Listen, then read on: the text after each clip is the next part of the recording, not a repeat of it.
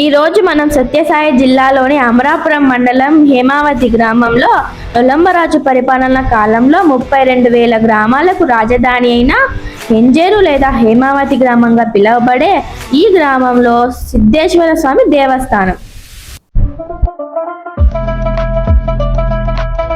ప్రపంచంలోనే ఎక్కడాలని విధంగా శివుడు మానవ రూపంలో మెడలో కపాలాలు, కుడి చేతిలో త్రిశూల, ఎడమ చేతిలో అక్షయ పాత్రతో శుద్ధ ఆసనంలో దర్శనమిస్తున్న మహాశివుడు.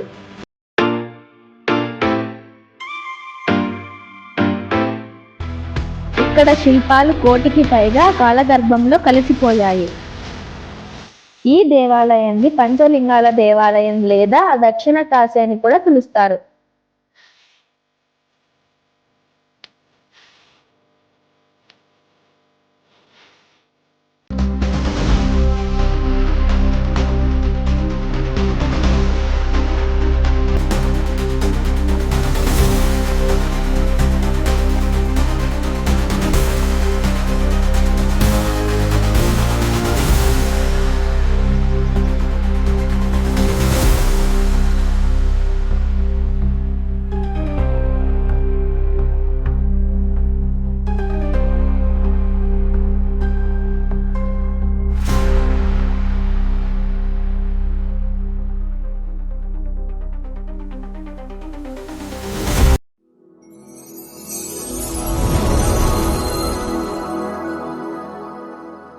ఫ్రెండ్స్, వెల్కమ్ టు దేవాలయం డైరీస్. ఈ రోజు మనం సత్యసాయి జిల్లా అమరాపురం మండలం హేమావతి గ్రామంలోనే శ్రీ సిద్ధేశ్వర స్వామి దేవస్థానానికి వచ్చినాం. ఈ సిద్ధేశ్వర స్వామి దేవస్థానం చాలా ప్రసిద్ధిగాంచిన దేవాలయం. ఇక్కడ ఎన్నెన్నో అద్భుతాలు అయితే ఉన్నాయి.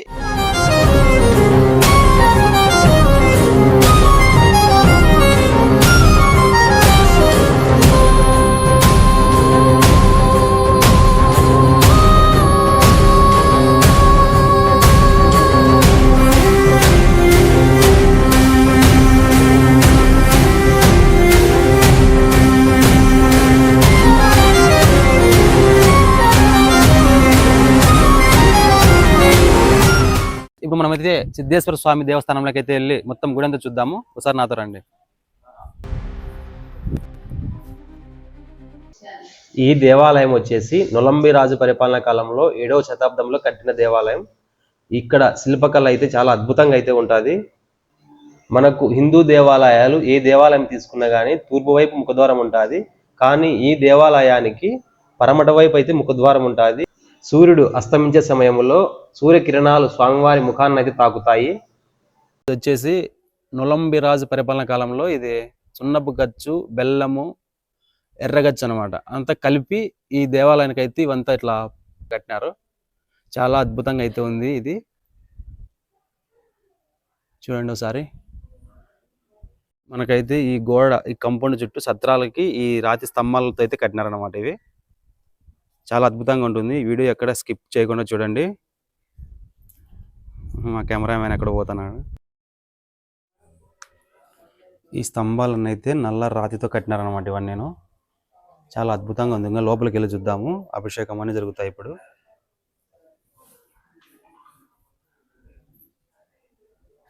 ఈ శిల్పకళ నైపుణ్యం అయితే చాలా అద్భుతంగా అయితే ఉంటుంది. ఈ నల్లరాయి పైన ప్రతి ఒక్క దేవతామూర్తులు కానీ, ఒక నృత్యం చేస్తున్న బొమ్మలు కానీ చాలా అద్భుతంగా అయితే అప్పట్లో చాలా అద్భుతంగా అయితే మలిచినారు.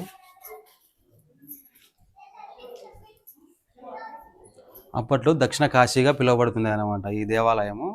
కాలక్రమేణా ఇక్కడ ఉన్న శిల్పాలన్నీ అయితే ధ్వంసం చేసినారు.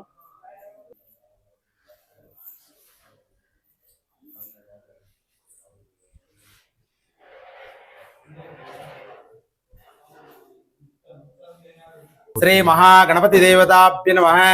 ధ్యాయామి, ధ్యానం సమర్పయామి. విశ్వాసంభవావధుంజార సిద్ధేశ్వర స్వామి దేవతాభ్య నమః. క్షీరాభిషేకం తరుహ్యామ్యాభ్యహాయ స్మహేత. విశ్వాసంభవావధస్య ససంగతే శివంజార సిద్ధేశ్వర స్వామి దేవతాభ్య నమః. క్షీరాభిషేకం తరుహ్యామి పామ్యాభ్యహాయ స్మహేత. విశ్వాసస్వాం సంభవ వాదస్య సంగతే శివంజార సిద్ధేశ్వర స్వామి దేవతాభ్య నమః.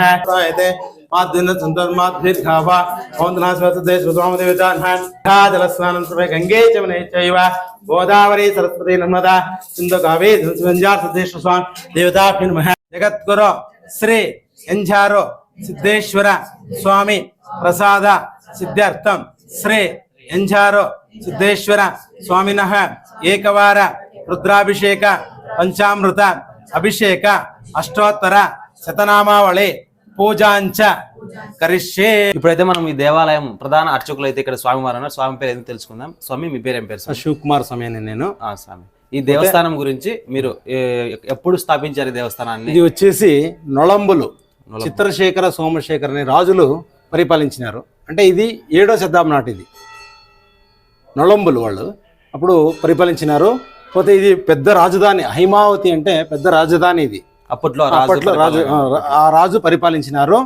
అప్పట్లో శివునికి ఆకారం లేదు కదా, లింగాకారం కదా శివునికి. ఇక్కడ వచ్చేసి పంచలింగ దర్శనం, 5 లింగాలు ఉన్నాయి ఈ దేవస్థానంలో. 5 లింగాలు ఈ స్థలంలో, ఈ హేమావతి క్షేత్రంలో 5 లింగాలు ఉన్నాయి. 5 లింగాలు స్థాపించిన వాళ్ళు రాజ్యం పరిపాలించినా కూడా వాళ్ళకి సంతానం లేదంట. అందుకను స్వామిని శివుణ్ణి ముక్కున్నారు. అంటే మాకు వరం కావాలంటే శివుడే కదా, తథాస్తు అనేది ఎక్కువ. అందుకను స్వామికి ముక్కున్నారు. అప్పుడు వాళ్ళు ఏం ముక్కున్నారంటే మాకు ఆడలేదు, మగ లేదు, సంతానం లేదు, మాకి స్వామి ఏదైనా ఒక ఆడ కానీ మగ కానీ సంతానం కలిగించుతుంటే అనేసి వాళ్ళు ముక్కున్నారు స్వామిని. అక్కడ శివలింగం, వెనకాల శివలింగం ఉంది, దొడ్డలింగేశ్వర అని ఆయన పేరు. దొడ్డలింగేశ్వర ఫస్ట్ దొడ్డలింగేశ్వర, తదనంతరము మల్లికార్జునేశ్వర, తదనంతరము విరూపాక్షేశ్వర, తదనంతరము ఇది అక్క చెల్లెల దేవస్థానం అని. అంటే రాజుల అక్క చెల్లెలు కూడా 2 లింగాన్ని ఊర్లో స్థాపించినారు. దాన్ని సోమలింగ చిత్రలింగ అంటారు. అంటే దొడ్డేశ్వర, మల్లేశ్వర, విరూపాక్షేశ్వర, సోమలింగ, చిత్రలింగ. అంటే వాళ్ళు అక్క చెల్లెలు స్థాపించేది దానికి అక్క చెల్లెల దేవస్థానం కూడా అంటారు. అది కాక 5 లింగాలు కాక మానవ రూపంతో స్వామి ఇక్కడ తపస్సు చేసి కూర్చుంటాడు, ధ్యానముద్రలో ఉన్నాడు. పోతే శివుడు ఆసనాల్లో 3 ఆసనాలు, పద్మాసన, మందాసన, సిద్ధాసన. ఇది సిద్ధాసనంతో కూర్చున్నాడు స్వామి. అందుకే స్వామికి సిద్ధేశ్వర స్వామి అని పేరు. పోతే మానవాకారంగా ప్రపంచంలో ఎక్కడా లేదు. ఇక్కడ హైమావతి క్షేత్రంలో మాత్రమే శివుడిని ఆకారం ఉంది. ఈయన వచ్చేసి అభయస్థం పెట్టుకొని కూర్చున్నాడు. అభయస్థము, త్రిశూలము, ఢమురుగము, బ్రహ్మకపాలను దర్శించి స్వామి సిద్ధాసనంతో ఏకశిలామూర్తి, కింద నుంచి పీఠం నుంచి పై వరకు ఏకశిలామూర్తిగా భక్తుల ఇష్టార్థం సిద్ధించినది తథాస్తుని అభయస్థం పెట్టుకొని కూర్చున్నాడు స్వామి. పోతే ఇక్కడ మన గ్రామంలో ఇక్కడ 1 కిలోమీటర్ లోపల ఎక్కడైనా ఒక బావితోని పాయంతోని ఏదైనా దున్నుతా ఉంటే కానీ స్వామి విగ్రహాలు చిక్కేదే, శివుని విగ్రహాలు ఇక్కడ ఈ ప్రదేశంలో 1 కిలోమీటర్ లోపల శివలింగం కానీ, విష్ణు విగ్రహం కానీ, నంది విగ్రహం కానీ, దేవి విగ్రహం కానీ ఇవి చిక్కేదే.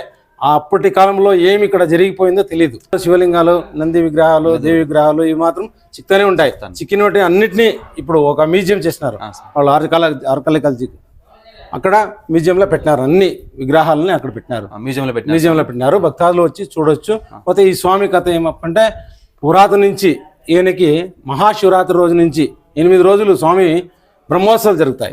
మహాశివరాత్రి నుంచి స్వామికి అభిషేకాలు, మళ్ళా కంకణాలు అవి ఇవి జరుగుతుంటాయి స్వామికి కార్యక్రమాలు. తదనంతరం 3వ రోజు, శివరాత్రి 3వ రోజు అగ్నిగుండం అని జరుగుతుంది. శివరాత్రికి 3వ రోజు ఎప్పుడే కానీ ప్రతి సంవత్సరము అప్పటి నుంచిను ఇప్పటి వరకును శివరాత్రి 3వ రోజుకే అమావాస్య వస్తుంది. ఒక్క తూరి అమావాస్య రాదు. పోతే అమావాస్య రోజే స్వామికి అగ్నిగుండం జరిగేది. అగ్నిగుండం రోజు భక్తాదులు వాళ్ళ ఇష్టార్థంని ప్రార్థించుకొని స్వామి ప్రతి సంవత్సరము ఉపవాసంతో వచ్చి 1 పొద్దు వచ్చి స్వామికి ధూపం వేసి వాళ్ళ కష్టాలు నివారించి, తండ్రి మా ఇష్టాలు మాకు వచ్చినటువంటి రోగాలు నివారించు, అంటే మేము పండిటువంటి పంటల్ని బాగా పండించాలా, బాగా మంచిగా రావాలా అనేసి స్వామి మొక్కుకొని అవి కూడా వాళ్ళు ఏం పండింటారో అది కూడా తెచ్చి స్వామి అగ్నిగుండంలో ఇస్తారు. అది ఒక ముక్కబడి స్వామికి వేస్తారు. పోతే ఎక్కువ వచ్చేసి స్వామికి ధూపం, ప్రతి సంవత్సరం ఆయనకి ధూపం వేస్తారు. అప్పుడు ఆయనకి ధూపం వేసి స్వామికి దర్శనం చేసుకొని టెంకాయ కొట్టించుకొని వాళ్ళ ఇంటికి పోయి వాళ్ళు 1 పొద్దు ఇడుస్తారు అన్నమాట. అది పురాతన నుంచి వచ్చిండేది. ఇప్పుడు ఏదో బండ్లు ఉన్నాయి, ఇప్పుడు 2 వీలర్స్ ఉన్నాయి, 4 వీలర్స్ ఉన్నాయి, వస్తూ ఉంటారు. పోతే ఎక్కువ నడుచుకొని వచ్చే వాళ్ళు ఎక్కడే నుంచే కనండి నడుచుకొని వచ్చి స్వామికి ధూపం వేస్తూ ఉన్నారు అప్పటి కాలం నుంచి. ఇప్పుడు ఇంకా పెరిగిపోయింది, జనాలు ఎక్కువ వస్తారు. ఒక్క రోజు 6 లక్షల మంది చేస్తారు. ఇక్కడ రథోత్సవం కూడా జరుగుతుంది స్వామి. ప్రతి ఐదో రోజు రథోత్సవం, బ్రహ్మ రథోత్సవం. ఆయన రథోత్సవం కూడా అంతేనే. భక్తాదులు మిరియాలు, అర్రపండ్లు, టెంకాయ, కొబ్బరి వాళ్ళ ఇష్టార్థము సిద్ధించినేసి స్వామికి చెల్లుతారు స్వామికి. ఇది విశేషంగా స్వామికి జరుగుతూ ఉంటుంది. పోతే పురాతన నుంచి ఇక్కడ ఏమప్పంటే శాస్త్రాలకి ఇంకా ఎక్కువ స్వామిని ముక్కుబడితో ఏమప్పంటే స్వామికి గన్నేరు పూలతో స్వామికి గన్నేరు పూలతో అలంకారం చేసేసి వాళ్ళు స్వామికి అడుగుతారు. అంటే మాకు ఇష్టం ఏదైనా మనం ఇప్పుడు కోరికలు నెరవేరాలంటే ఆయన పూలు పెట్టేసేసి మంగళారతి చేసి ఆయన పూలు అడుగుతారు అన్నమాట. ఇది వచ్చింది ఇక్కడ ముఖ్యంగా స్వామి వారికి. ఆయన కుడి పక్కన ఇస్తే మంచిది, ఎడమన మంచిది కాదు. కాదు, పూలు ఇస్తాడు. పూలు గన్నేరు పూలు స్వామికి అలంకారం చేస్తుంటాం కదా, ఏ పక్కన మాకు మంచిదా అంటే కుడి పక్కన ఇస్తాడు లేదా ఎడమ పక్కన ఇస్తాడు. అది మనకి కాదు అనేసి. దేవుని గుడిలో 2 అంకలాలు ఉన్నాయి. ఆ అంకలాల్లో ముఖ్యంగా 9 అంకలాలు ఉన్నాయి. అంకల మధ్యాల్లో మనము ఏదైనా ఒక శుభకార్యం చేయాలంటే మంచిది అని పూర్వీకులు చెప్తా ఉన్నారు. ఇవే స్వామి 9 అంకలాలు ఇక్కడ కూడా ఉన్నాయి, లోపల కూడా ఉన్నాయి. ఈ 9 అంకలాల కింద ఏ ఒక శుభకార్యం కూడా మేము చేయాలంటే మంచిది. దానికోసం వాళ్ళు అప్పుడునే మేము ఇప్పుడు చప్రం వేస్తాము ఏదైనా కళ్యాణ మహోత్సవం చేయాలంటే. కానీ ఇది వాళ్ళు ఏం చేయకోకుండా పర్వాలేదు, ఇక్కడ వచ్చి వాళ్ళు మంగళం ధారణ చేసుకుంటే కానీ ఏదైనా నామకరణాలు చేసుకుంటే కానీ ఏది ఇది ఉండదు అనేసి ఇక్కడ మనము ముక్కుబడి. ఇక్కడ కూడా అక్కడ కోనేరు ఉంది. కోనేరులో ఒక్క రోజుకి, ఇప్పుడు కాదు మేము చిన్నప్పట్లో చూసినది, ఒక్క రోజుకి 7 కలర్ అవుతా ఉండే స్వామి అక్కడ. నీళ్లు కోనేరులో 7 కలర్ మారుతా ఉండే. ఇప్పుడు లేదు. అక్కడ కూడా ఎవరు ఈ ఆడోళ్ళు వాళ్ళకి బిడ్డ లేకుంటే అక్కడ గంగా పూజ చేసుకుని పోతారు. వాళ్ళకి ఖచ్చితంగా బిడ్డలు పుడతారు. స్వామిని ముక్కొని అక్కడ గంగా పూజ చేసుకోపోతారు. అక్కడికి ఖచ్చితంగా వాళ్ళకి నెరవేరుతాయని ముక్కుబడితో చేసుకోపోతారు. అదే రోజు అన్నదానం ఉంది. భక్తాదులు వచ్చి అన్నదానం కూడా ప్రసాదం తీసుకుపోతారు. ప్రతిరోజు అన్నదానం ఉంటుంది. ఇక్కడ కాలభైరవ స్వామి కూడా ఉన్నాడు. కాలభైరవుడు ఉంటాడు. క్షేత్రపాలకుడు కాలభైరుడు. ఈ పక్క వస్తూ దేవునికి వస్తూ కుడి పక్కకి కాలభైరవు, ఎడం పక్క విఘ్నేశ్వరుడు. సంతోషం. శుభం. ఫ్రెండ్స్, ఇప్పుడు ఒకసారి సిద్ధేశ్వర స్వామి టెంపుల్కి వెళ్ళి ఒకసారి చూద్దాము రండి.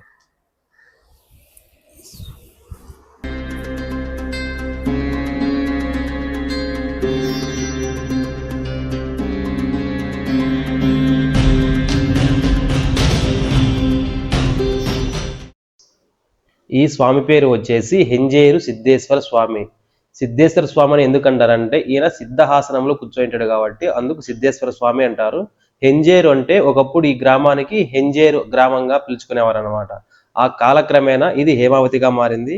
ఈయన వచ్చేసి మెడలో కపాలాలు, కుడి చేతిలో త్రిశూలము, ఎడమ చేతిలో అక్షయ పాత్రతో స్వామి దర్శనమిస్తాడు. స్వామి చాలా అద్భుతంగా అయితే ఉంటాడు.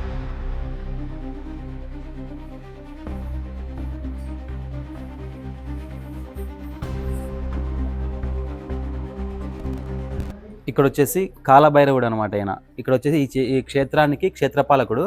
ఈ కాలభైరవునికి వచ్చేసి ఎవరైనా పెళ్లి కాకున్న వాళ్ళు ఈ స్వామికి నైవేద్యంగా బెల్లం సమర్పించినారంటే ఖచ్చితంగా వాళ్ళకి పెళ్లి జరుగుతుందనేది ఇక్కడ భక్తుల నమ్మకము. చాలా మహిమగల కాలభైరవుడు అనమాట. ఆయన ఈ క్షేత్రానికి పాలకుడు అనమాట. క్షేత్రపాలకుడు అంటారు ఆయనని.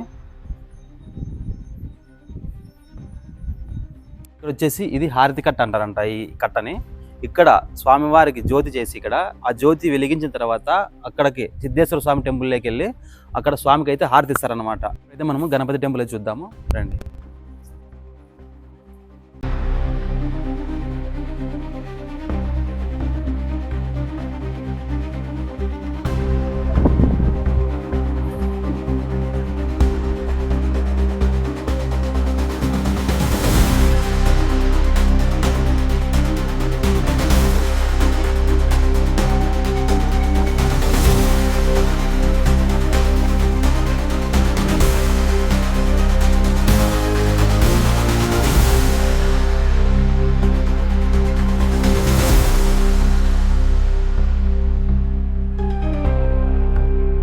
ఫ్రెండ్స్, ఇప్పుడు మనం ఇక్కడ ఈ ఎంజేరు సిద్ధేశ్వర స్వామి దేవస్థానంలో వచ్చేసి పంచలింగాల దేవాలయం అనమాట. ఇది ఇప్పుడు వచ్చేసి ఇక్కడ 3 లింగాలు అయితే ఉన్నాయి. ఆ 3 లింగాలు అయితే ఒకసారి చూద్దాం.